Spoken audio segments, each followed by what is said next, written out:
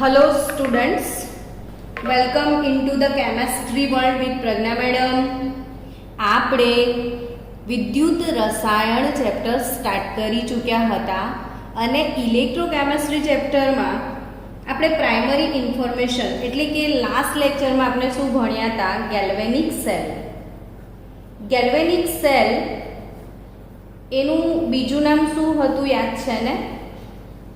Daniel cell अथवा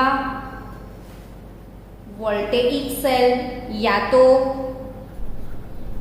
विद्युत रासायनिक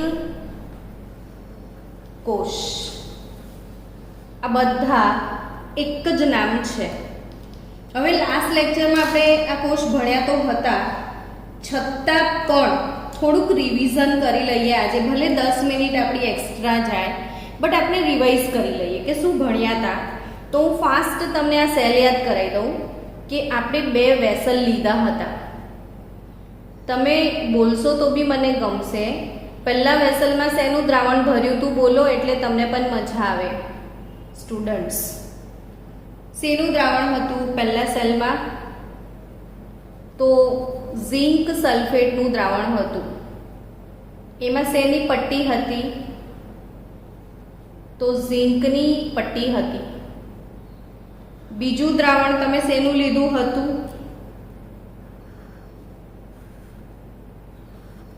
कॉपर सल्फेटनुं। कॉपर सल्फेटना द्रावणमां शेनी पट्टी हती?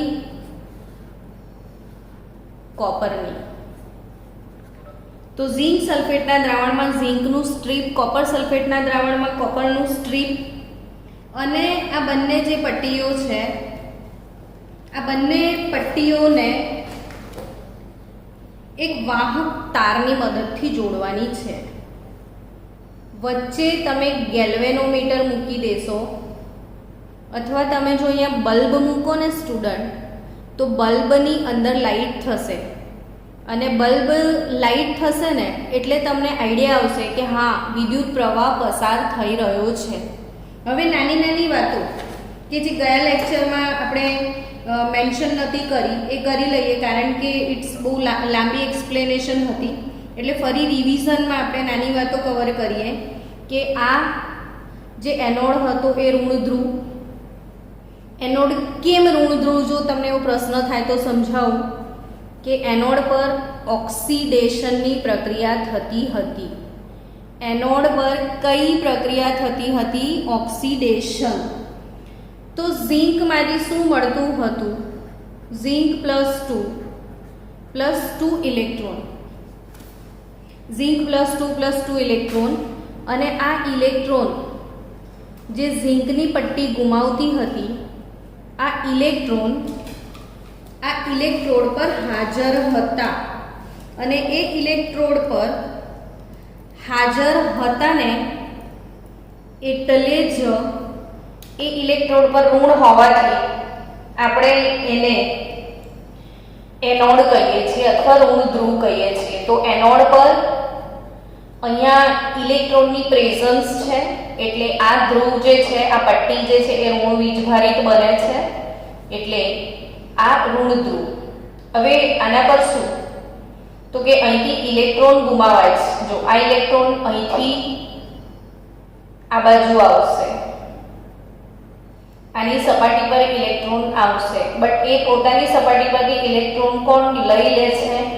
તો જે દ્રાવણની અંદર Copper+2 છે ને, એ Copper+2 આ ઇલેક્ટ્રોનને વાપરી જાય છે ને કોપરમાં કન્વર્ટ થશે, એટલે આ વિદ્યુત ધ્રુવ તરફથી ઇલેક્ટ્રોન ગુમાવાય છે એટલે કેથોડ જે છે એ આપણો ધન ધ્રુવ બનશે ને એનોડ જે છે એ આપણો ઋણ ધ્રુવ બનશે।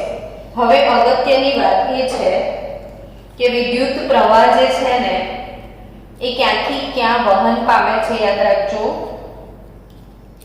ઇલેક્ટ્રોનનો પ્રવાહ એ એનોડથી कैथोड तरफ वहन पामे छे। इलेक्ट्रॉन नो प्रवाह એનોડથી કઈ તરફ જાય છે બાળકો? કેથોડ તરફ. તમે અહીંયા જોઈ બી શકો છો, સેટ બી રટ્ટો ના મારો ને બેસીને મસ્ત શાંતિથી સાંભળો ને તો એ મજા આવી જાય એવું છે કે આણે ઇલેક્ટ્રોન ગુમાવ્યા, એ ઇલેક્ટ્રોન અહીંયાથી આમ આવ્યા. તો ઇલેક્ટ્રોનનો પ્રવાહ ક્યાંથી ક્યાં આવે? તો એનોડથી કેથોડ. એનોડ પર કઈ પ્રોસેસ થાય છે? એનોડનો ઓક્સિડેશનનો પણ થી યાદ રાખવાનું. Anode oxidation. ઓક્સિડેશન એટલે ઇલેક્ટ્રોન ગુમાવવાની પ્રક્રિયા. Cathode reduction. કેરી યાદ રાખવાની. કેરી. K for cathode, re for reduction. કેરી. કેરીમેરી. કેરીમેરીનો મતલબ શું? જો કેરી મેરી. કેથોડ પર રિડક્શન થાય ને ઇલેક્ટ્રોન મેળવવાની પ્રક્રિયાને રિડક્શન કહેવાય. જો ઇલેક્ટ્રોન મેળવ્યા છે તો ઇલેક્ટ્રોન મેળવવાની પ્રક્રિયાને શું કહેવાય? રિડક્શન. તો કેરીમેરી એટલે એનોડ પર ઓક્સિડેશન, કેરીમેરી અર્થાત કેથોડ પર રિડક્શન જ થાય ને રિડક્શન એટલે શું? તો ઇલેક્ટ્રોન મેળવે. હવે અહીંયા ઇલેક્ટ્રોનનો પ્રવાહ ક્યાંથી ક્યાં તરફ વહે છે? તો ઇલેક્ટ્રોનનો પ્રવાહ એનોડથી કેથોડ તરફ. અને યાદ રાખો ઇલેક્ટ્રોન આ દિશામાં દોડે ને તો વિદ્યુત પ્રવાહ એની વિરુદ્ધ દિશામાં પસાર થશે. એટલે કોઈ પૂછે કે વિદ્યુત પ્રવાહની દિશા કઈ? તો પાક્કું યાદ રાખજો, કેથોડથી એનોડ તરફ. ભૂલતા નહીં આ વાત. ઇલેક્ટ્રોનનો પ્રવાહ એનોડથી કેથોડ તરફ ને વિદ્યુત પ્રવાહ કેથોડથી એનોડ તરફ. હવે તમે એવો ક્વેશ્ચન કરશો, મેડમ કેવી રીતે આપણને ખબર પડે યા કેટલો વિદ્યુત પ્રવાહ પસાર થાય? તો જો તમારે એ વિદ્યુત પ્રવાહને માપવો હોય ને, વિદ્યુત પરિપથમાંથી વિદ્યુત પ્રવાહનું માપન કરવું હોય ને, તો એના માટે તમે અહીં આગળ શું વાપરી શકો? એક પ્રશ્ન છે ને તમારો, તો શું વાપરી શકાય? એમીટર. શું વાપરી શકાય? એમીટર. વિદ્યુત પ્રવાહના માપન માટે શું વાપરશો? એમીટર. એટલે હમણાં તમે એમ બોલશો પણ તમે તો ગેલ્વેનોમીટર નાખ્યો છે, તો એ પણ વપરાય. એટલે એમીટર અથવા ગેલ્વેનોમીટર. પણ ગેલ્વેનોમીટરથી એક વધારાની વાત છે કે ગેલ્વેનોમીટર જોડીએ ને તો વિદ્યુતના વહનની દિશા જાણી શકાય છે. એટલે આ ઝીણી ઝીણી વાતો છે ને બાળકો, એ તમને નીટના એમસીક્યુ તરીકે પૂછાય છે. બોર્ડના એમસીક્યુમાં પણ પૂછાય છે કે ગેલ્વેનોમીટર વડે શું માપી શકાય? તો વિદ્યુત પ્રવાહના વહનની દિશા માપી શકાય. ગેલ્વેનોમીટર વડે શું માપી શકાય? વિદ્યુત પ્રવાહના વહનની દિશા. ને એમીટર કે ગેલ્વેનોમીટર બંનેમાંથી જે પસંદ કરવું હોય એ કરી શકાય. ને એમીટરની વાત કરીએ તો વિદ્યુત પ્રવાહ, એમીટર એટલે વિદ્યુત પ્રવાહ અને વહનની દિશા બંને એક સાથે કામ થઈ જશે. જો તમે ગેલ્વેનોમીટર મૂકશો ને તો વિદ્યુત પ્રવાહના વહનની દિશા મળશે. પણ જો અહીંયા તમે એમીટર વાપરશો તો બે કામ થશે. વિદ્યુત પ્રવાહ પણ માપી શકશો ને સાથે સાથે વિદ્યુતના વહનની દિશા પણ માપી શકશો. નોટ્સ જોડે જોડે બનાવવાની એટલે તમને મોડે પણ થઈ જાય અને વારે વારે વિડીયો જોશો ને તો કશું પણ કર્યા વગર આખો કોર્સ મોડે થઈ જશે. આ ચેપ્ટર બહુ જ સરસ છે. આપણે સારું કર્યું કે અત્યારે ઉઠાઈ લીધું એટલે તમને વિડીયો થ્રુ આખું ચેપ્ટર જેટલી વાર રિવિઝન કરવું હોય ને એટલી વાર થશે. હવે ફરી એક વાત કહી દઉં, ઇમ્પોર્ટન્ટ વાત, કે આટલો જે ભાગ છે, આટલો ભાગ, એટલા ભાગમાં શું આવે? તો કે વિદ્યુત ધ્રુવ અને તેને સંલગ્ન દ્રાવણ. એટલે આટલી જે રચના છે એને અર્ધકોષ કહેવાય. શું કહેવાય? અર્ધકોષ. એટલે આ એનોડિક અર્ધકોષ છે ને આ કેથોડિક અર્ધકોષ છે. આ અર્ધકોષ, આ અર્ધકોષ, અને આ બંને કોષને એક સાથે જોડીએ તો આખો વિદ્યુત રાસાયણિક કોષ બને. હવે તમને ખ્યાલ હશે કે થોડી વાર પછી અહીંયા બહુ બધા ઝીંક આવી જાય છે, એટલે આ દ્રાવણ ધનભારિત બની જાય છે. અહીંયાથી કોપર બિચારા જતા રહે છે, આ પટ્ટી જાડી થઈ જાય છે, એવું યાદ છે ને? અહીંયા કંઈ ને કંઈ જમા થાય છે, જ્યારે આ પટ્ટી આમ બિચારી સુકાઈ જાય છે, પાતળી થઈ જાય છે, ઓગળી જાય છે. હવે જે અહીંયા દ્રાવણમાંથી કોપર જતા રહે એટલે ફક્ત સલ્ફેટ વધે છે, એટલે આ જે દ્રાવણ છે એ ઋણભારિત બને છે અને આ દ્રાવણ ધનભારિત બને છે, એટલે કુશ બંધ થઈ જાય છે, કારણ કે વિદ્યુતીય તટસ્થતા જળવાતી નથી. તો એને જાળવવા માટે આપણે યુ આકારની એક નળી મૂકી હતી, યાદ છે ને? જેને શું કહેતા હતા બોલો તો? યાદ આવશે તમને. ક્ષાર સેતુ કહેતા હતા, હે ને? અને આ ક્ષાર સેતુમાં KCl, K2SO4, AgNO3, silver nitrate, KNO3, ammonium nitrate, NH4NO3, આવા પાછા અગર તમને ખબર હશે લીલ છે, લીલનો પાવડર આવે, અને જિલેટીન, આવા પદાર્થો વાપરી શકાય. ને આવા બધા પદાર્થોની એકદમ પાતળી એટલે પાણી જેવી નહીં, એકદમ આઈસ્ક્રીમ કેવો હોય એવી પેસ્ટ બનાવી દેવાની. આ પેસ્ટ અહીંયા ભરી દેવાની ને બંને બાજુ કોટન પ્લગ મૂકી દેવાના. અને એ પેસ્ટ મૂકવાથી થાય શું? રૂના ભૂમડા મૂકેલા હોય એટલે આમાં જે KCl ધારો કે ભરો છો કે KNO3 તમે ભરો છો, બરાબર? તો આ બાજુ ઋણ ભાર વધારે છે ને એટલે આ બાજુ K+ આવશે, આ બાજુ ધન ભાર વધારે છે ને એટલે આ બાજુ NO3- આવશે. એટલે અહીંયા ધન વીજભારનું સ્થાનાંતરણ થશે, અહીંયા ઋણ વીજભારનું સ્થાનાંતરણ થશે, પરિણામે વિદ્યુતીય તટસ્થતા જળવાશે. મેં ગયા લેક્ચરમાં તમને શીખવાડ્યું હતું બાળક કે ક્ષાર સેતુનું કાર્ય શું? તો કે ક્ષાર સેતુ એ બે દ્રાવણોને જોડવાનું કામ કરે છે. ક્ષાર સેતુનું કામ શું છે? બે દ્રાવણોને જોડવાનું. ને બીજું શું કામ કરે છે? તો કે વિદ્યુતીય તટસ્થતા જાળવવાનું. ક્ષાર સેતુ કેવો હોવો જોઈએ તો લખી રાખજો, એના પણ અઢળક પ્રશ્નો પૂછાય છે. એ નિષ્ક્રિય હોવો જોઈએ. હવે ધારો કે અહીંયા સિલ્વર નાઇટ્રેટનું દ્રાવણ છે ને તમે અહીંયા KCl વાપરો, તો મેં શું કીધું? સિલ્વર નાઇટ્રેટનું દ્રાવણ હોય ને KCl વાપરો તો AgCl ના અવક્ષેપ થઈ જાય, એટલે એવું ના હોવું જોઈએ. અહીંયા જે બે લોકો છે ને અહીંયા જે બે લોકો છે વચ્ચે કોઈ રાસાયણિક પ્રક્રિયા ના થવી જોઈએ. એટલે ક્ષાર સેતુમાં જે દ્રાવણ છે નિષ્ક્રિય હોવું જોઈએ.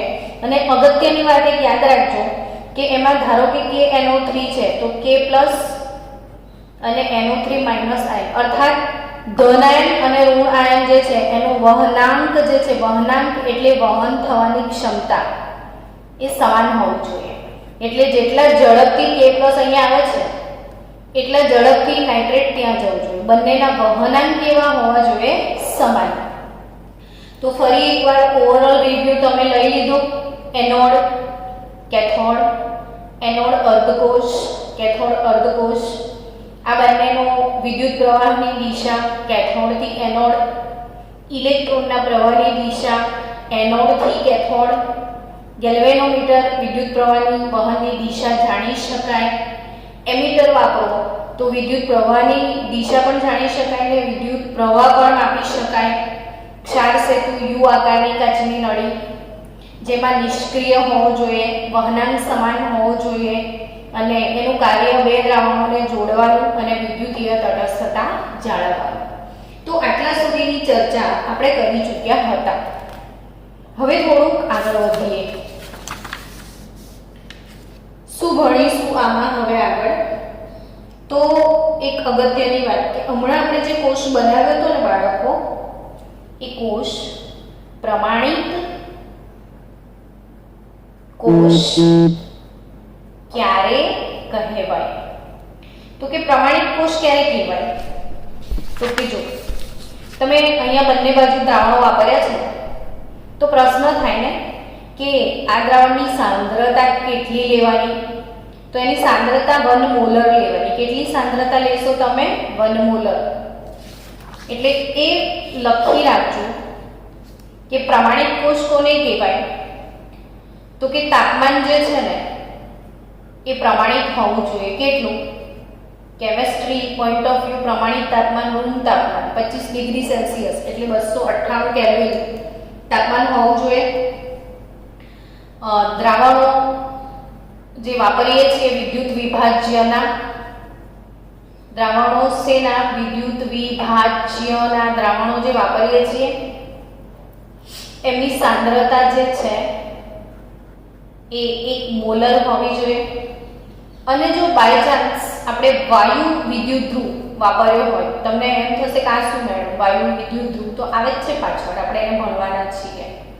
ને જો વાયુ વિદ્યુત ધ્રુવ વાપર્યો હોય તો વાયુને દબાણ હોય, તો એ વખતે દબાણ કેટલું રાખ્યું હોય? 1 બાર. એટલે 298 કેલ્વિન તાપમાન હોય, સાંદ્રતા 1 મોલર હોય ને દબાણ 1 બાર રાખ્યું હોય, તો આવા કોષને પ્રમાણિત કોષ કહેવાય.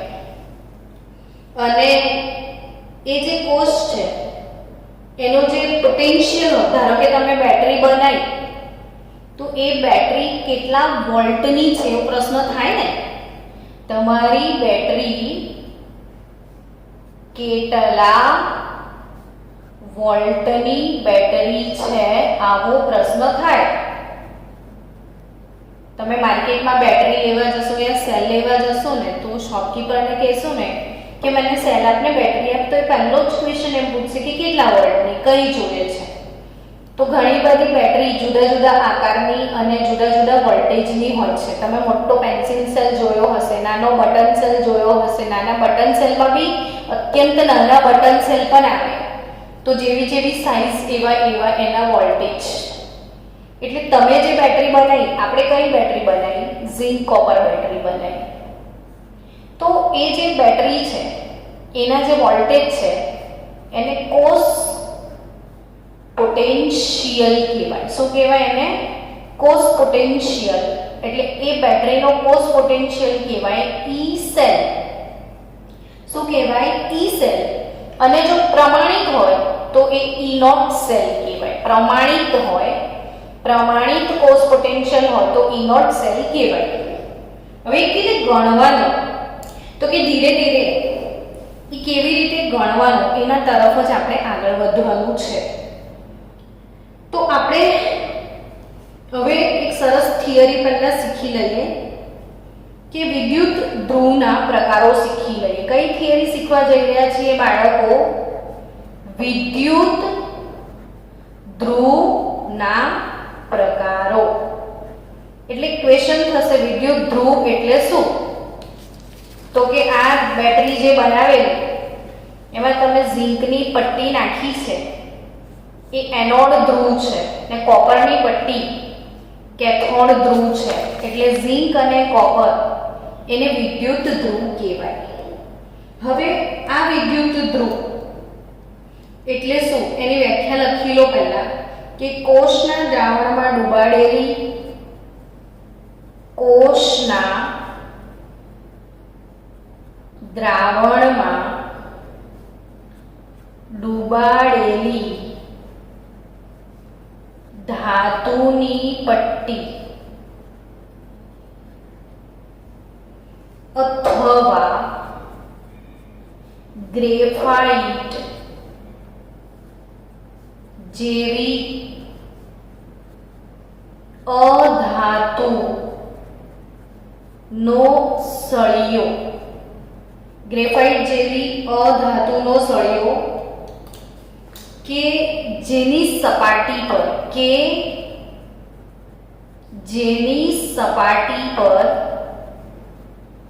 પ્રક્રિયા થાય, ઓક્સિડેશન અથવા રિડક્શન. જેની સપાટી પર પ્રક્રિયા થાય, કઈ પ્રક્રિયા? ઓક્સિડેશન કે રિડક્શન. તેને વિદ્યુત ધ્રુવ કહેવાય. સમજ્યા કે વિદ્યુત ધ્રુવની વ્યાખ્યા લખી દો, નોટમાં લખો, પહેલા કામ લખવાનું કરજો. કોષના દ્રાવણમાં ડૂબાડેલી ધાતુની પટ્ટી અથવા ગ્રેફાઇટ જેવી અધાતુનો સળિયો કે જેની સપાટી પર રાસાયણિક પ્રક્રિયા થાય છે તેને શું કહેવાય? વિદ્યુત ધ્રુવ કહેવાય. હવે આ વિદ્યુત ધ્રુવ જે છે ને એના 3 પ્રકારને આપણે સમજી લઈએ. તો પહેલો પ્રકાર છે ધાતુનો સક્રિય વિદ્યુત ધ્રુવ.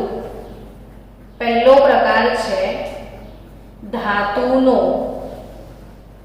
સક્રિય વિદ્યુત ધ્રુવ.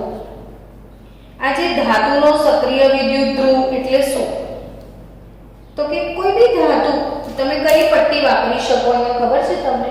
કોઈ પણ પટ્ટી એટલે કોઈ બી ધાતુ, ઝિંક, નિકલ, કોપર, સિલ્વર, આવી કોઈ પણ ધાતુની પટ્ટી એને ધાતુનો સક્રિય કેમ કહેવાય?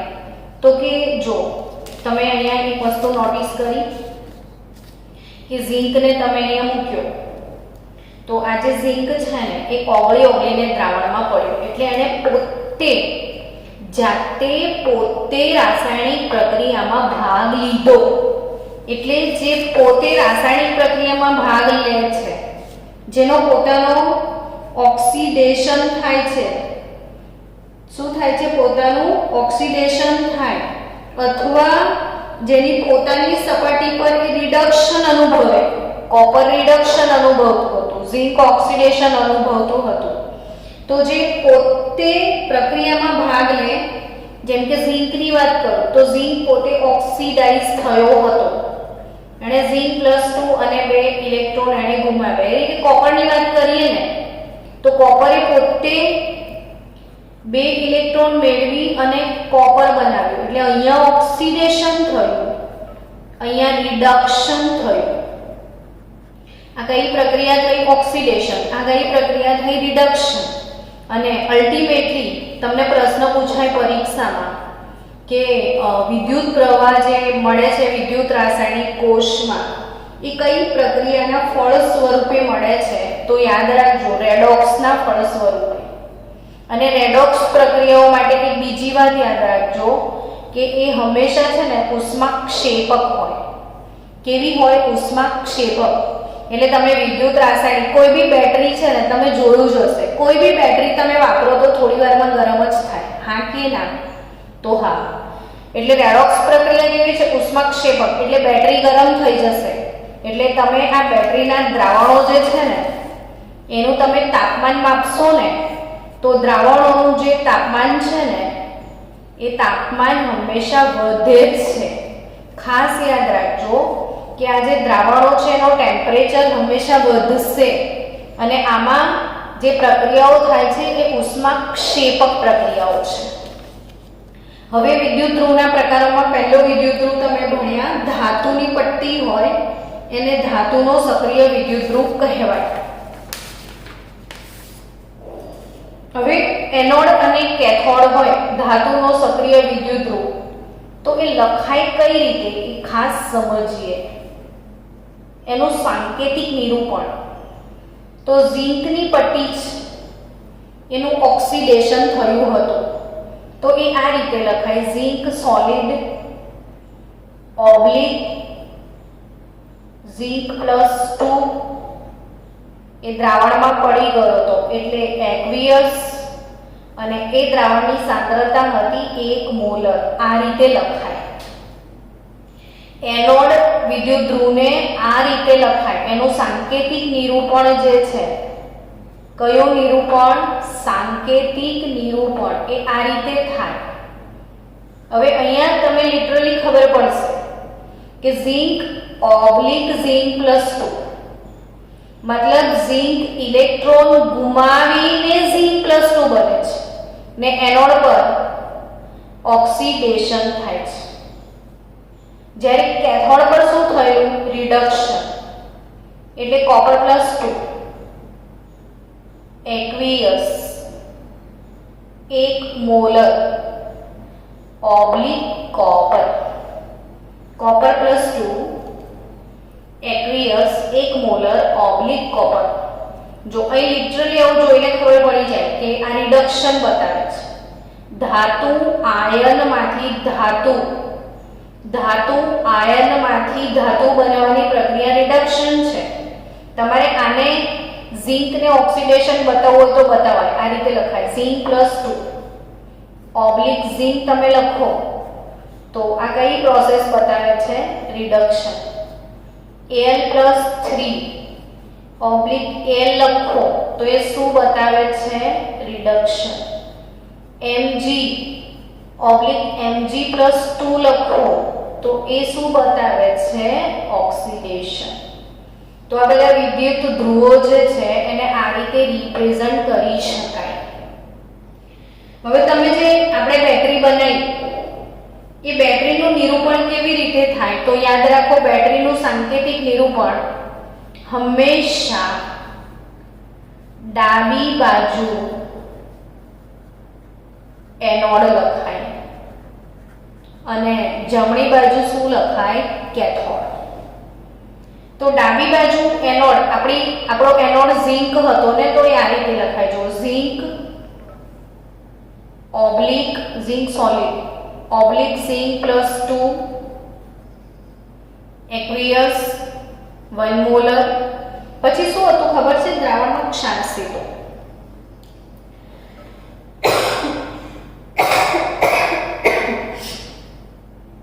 સોરી. તો ક્ષારશેતુ માટે હવે બે લીટી દોરવાની. પછી કોપર લખાય. કોપર+2 એક્વિયસ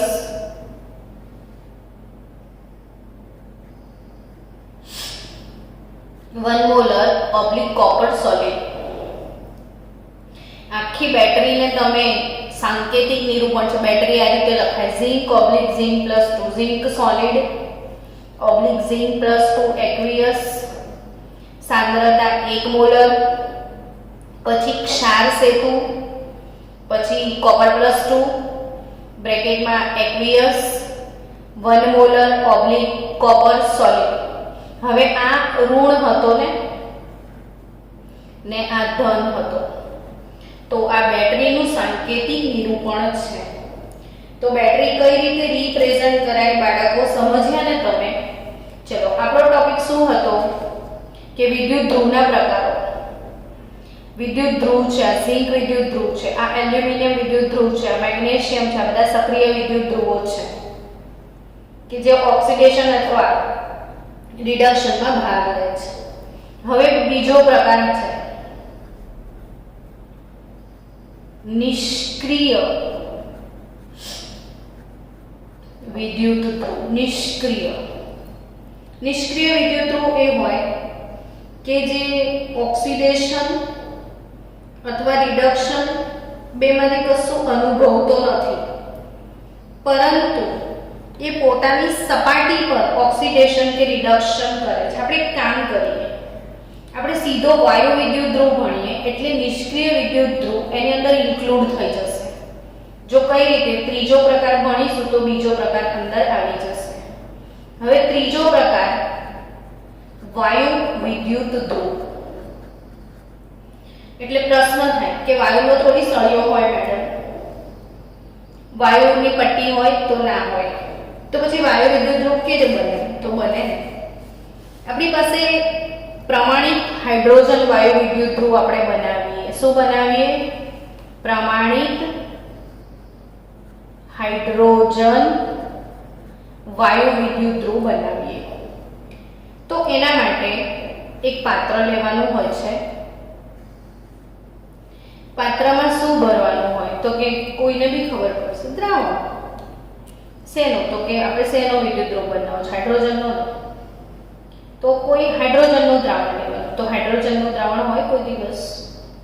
તો હોય ને, દુનિયાભરના એસિડ, કોઈ બી એસિડ, એસિટિક એસિડ લઈ લો, HCl લઈ લો, H2SO4 લઈ લો, એ H+ નું દ્રાવણ ના કહેવાય. તો અહીં જે દ્રાવણ છે એ 1 મોલર H+ નું દ્રાવણ લેવાનું છે. શું લેવાનું છે? 1 મોલર H+. હવે એની અંદર એક કાચનો ટ્યુબ ઉતારવાનો હોય છે આવી રીતે. એ જે કાચનો ટ્યુબ છે એમાં વાયુની તો પટ્ટી હોય નહીં, તો નિષ્ક્રિય ધાતુની પટ્ટી લેવાની. પ્લેટિનમની પટ્ટી લઈ શકાય, પ્લેટિનમ અથવા પેલેડિયમ. તો અહીંયા મેં પ્લેટિનમની પટ્ટી વાપરી છે. આપણે દ્રાવણો ચેપ્ટરમાં ભણ્યા હતા કે ધાતુની સપાટી પર હાઇડ્રોજન વાયુનું અધિશોષણ, આવું ભણેલા ને સરફેસ કેમિસ્ટ્રીમાં પણ, દ્રાવણોમાં પણ ભણ્યા હતા. તો ધાતુની સપાટી પર હાઇડ્રોજન વાયુનું અધિશોષણ એવું ભણ્યા હતા. એટલે આ લોકો નીચે એક પટ્ટી લગાવી દે, પછી એ પટ્ટીને એક તાર વડે લટકાવવાની, ને એ જે તાર હોય ને સ્ટુડન્ટ્સ, એ કોપરનો તાર હોય. શેનો તાર હોય? કોપરનો તાર. હવે એ કોપરના તારમાંથી વિદ્યુત પ્રવાહનું વહન થવાનું છે. એટલે એ ફેલાય ના અને બગડે ના એમ કરીને એની આજુબાજુ મર્ક્યુરીનું કોટિંગ કરેલું હોય છે. ઇન્સ્યુલેશન એટલે અહીંયા મર્ક્યુરી લગાડેલ ભરેલું હોય છે. એમાંથી કોપરનો તાર પસાર થાય છે. નીચે શેની પટ્ટી છે? પ્લેટિનમની પટ્ટી. સમજો, દ્રાવણ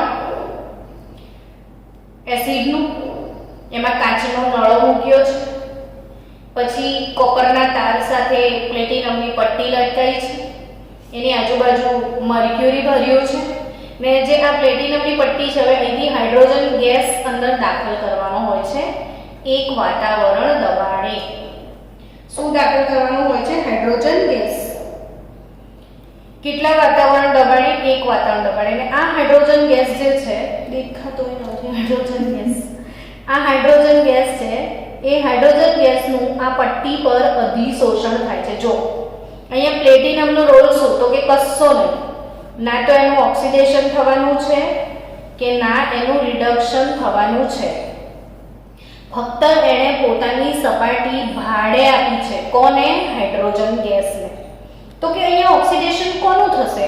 તો કે અહીં ઓક્સિડેશન કે પછી રિડક્શન કોઈ પણ પ્રક્રિયા થશે તો એ હાઇડ્રોજન ગેસની જ થશે.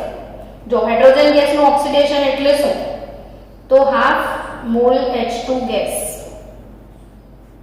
એમાંથી બનશે H+ આયન ને એક ઇલેક્ટ્રોન ગુમાવશે.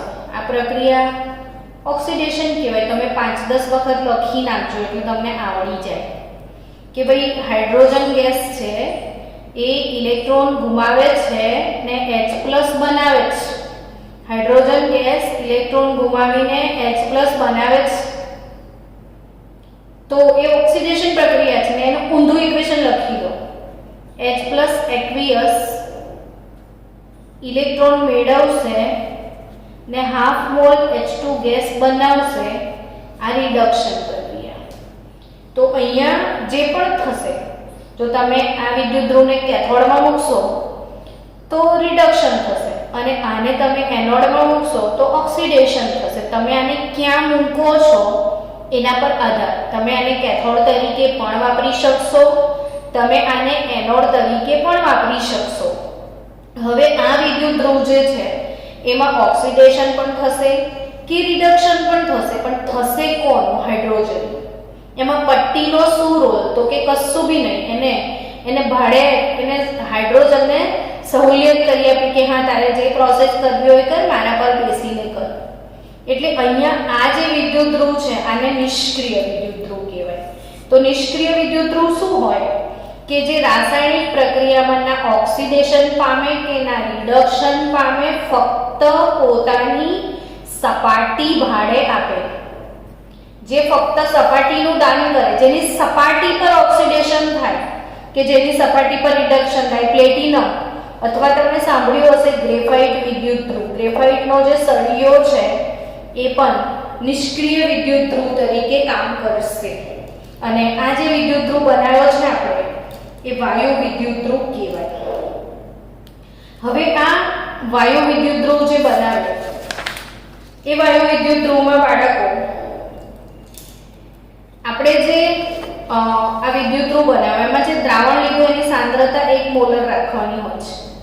અહીંયા જે દબાણ તમે દાખલ કરો છો એક વાતાવરણ દબાણ અથવા એક બાર દબાણ હોય છે ને તાપમાન 298 કેલ્વિન રાખવામાં આવે તો આને પ્રમાણિત હાઇડ્રોજન વિદ્યુત ધ્રુવ કહેવાય. તો યાદ રાખજો એક સરસ મજાની મોસ્ટ આઈએમપી વાત. શું યાદ રાખશો કે પ્રમાણિત હાઇડ્રોજન વિદ્યુત ધ્રુવ નો કોષ પોટેન્શિયલ કેટલો હોય છે?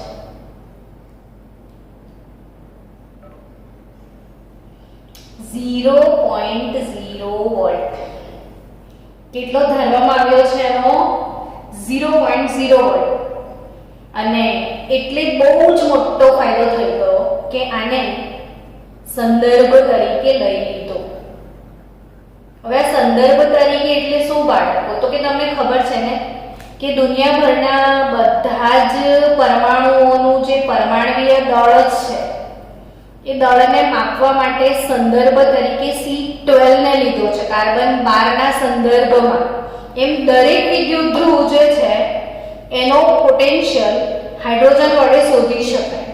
હવે તમને મનમાં થશે હજી પણ મેડમ સમજ ના પડે, તો ડોન્ટ વરી, ધીરે ધીરે ધીરે આપણે એની તરફ આગળ વધવાના છીએ કે કેમ. અને એટલી સારી સમજણ પડવાની છે કે તમારી ઈચ્છા હશે ને ભૂલવાની તો નહીં ભૂલાય, એટલી સારી સમજણ પડશે. પણ અત્યારે ફિલહાલ યાદ રાખો કે તમે શું ભણ્યા? તો તમે ભણ્યા હાઇડ્રોજન વાયુ વિદ્યુત ધ્રુવ કેવી રીતે બનાવ્યો હતો, તો રિવિઝન કરી લો. દ્રાવણ લીધું હતું હાઇડ્રોજનનું, ગ્લાસ કાચનો ટ્યુબ મૂક્યો હતો, કોપરનો તાર લટકાવ્યો હતો, એના પર પ્લેટિનમની પટ્ટીને બાંધી હતી, અહીંથી હાઇડ્રોજન ગેસ પસાર કર્યો હતો, પ્લેટિનમની પટ્ટી પર હાઇડ્રોજન ગેસનું અધિશોષણ થયું હતું અને પછી આના પર કાં તો ઓક્સિડેશન થશે કાં તો રિડક્શન થશે. તો આ છે પ્રમાણિત હાઇડ્રોજન અર્ધકોષ જેનો પોટેન્શિયલ કેટલો છે? 0.0 વોલ્ટ. તો યાદ રહી ગયું? હવે આપણે આગળ વધીએ. આનું સાંકેતિક નિરૂપણ, જો કોઈ જગ્યાએ આપણે આને જોડીએ તો એને સંકેતમાં કઈ રીતે દર્શાવવાનો? તો કે એને આ રીતે દર્શાવાય. સૌથી પહેલા લખાય પ્લેટિનમની પટ્ટી, બરાબર, ઓબ્લિક હાઇડ્રોજન શું છે? ગેસ છે. પછી અહીંયા એનું દબાણ લખવાનું હોય છે, જેટલું દબાણ તમે રાખ્યું હોય ને એ. પણ જો એ પ્રમાણિત હશે ને તો આપણે દબાણ એક બાર જ રાખીશું. અને પછી અહીંયા એનો એક્ટિવ આયન H+, જે પણ આમાંથી આયન એક્ટિવ છે એ H+ છે. હવે એ એક્વિયસ લખાય અને સાંદ્રતા જે પણ તમે રાખી હોય પણ એ પ્રમાણિત હોય તો 1 મોલ. તો આ કેસનો આજે वायु विद्युत ध्रुव छानो सांकेतिक निरूपण भूल ना मत, इसको प्रैक्टिस करो, 10 टाइम लिख दो ताकि कभी भूल ना पाओ आप. चलो यहाँ पे और भी कि भाई आज सेम विद्युत ध्रुव है ये सपोज क्लोरीन विद्युत ध्रुव होय तो कि कोई भी गैस होय, क्लोरीन गैस होय के પછી ब्रोमीन गैस होय के પછી हाइड्रोजन गैस होय, पण એને ગેસને કોઈકના પર તો બેસાડવો પડશે ને, એના માટે પટ્ટી તો હશે જ હંમેશા પ્લેટિનમની. ધારો કે મારી પાસે ક્લોરીન વાયુ વિદ્યુત ધ્રુવ છે તો મેં શું લખીશ ખબર છે તમને? Platinum solid oblique Cl2 gas. અહીંયા એનો પ્રેશર, અહીંયા એનો એક્ટિવ આયન Cl- એક્વિયસ ને અહીંયા એની સાંદ્રતા. તમે સમજી ગયા હશો એવો મને તમારા પર ભયંકર વિશ્વાસ છે. અને જો બ્રોમિન વાયુ વિદ્યુત ધ્રુવ હોય તો કેમનું લખશું? તો જો પ્લેટિનમની પટ્ટી, હું એટલે 3 વાર લખું છું કે તમે એ બંને તૈયાર થઈ જાય. કયો આવ્યો? Br2 આવ્યો. હું તમને ચેક કરતી હતી કે તમને આમ ખબર છે કે નહીં. પ્લેટિનમ સોલિડ ઓબ્લિક Br2 આવ્યું, ગેસ 1 બાર ઓબ્લિક Br માઇનસ એનો એક્ટિવ આયન એક્વિયસ 1 મોલર. ને આઈ થિંક તમે એકદમ પોપટ જેવા થઈ ગયા છો, મસ્ત ખબર પડી ગઈ હશે. તો હમણાં તમે શું ભણ્યા? તો તમે જે ભણ્યા એ ટોપિક હતો વિદ્યુત ધ્રુવના પ્રકાર અને કોષનું સાંકેતિક નિરૂપણ. ને બીજી વસ્તુ તમે ભણ્યા પ્રમાણિત હાઇડ્રોજન વિદ્યુત ધ્રુવ. ને આ પ્રમાણિત હાઇડ્રોજન વિદ્યુત ધ્રુવ જે છે એનો કોષ પોટેન્શિયલ કેટલો છે? 0.0 વોલ્ટ. હવે આના પછીનો લેક્ચર આપણે ચાલુ કરીએ છીએ. એ લેક્ચરમાં શીખીશું કોષ પોટેન્શિયલ અને એ કઈ રીતે ગણી શકાય અને ડિફરન્ટ પોટેન્શિયલ પર ફોકસ કરીએ છીએ.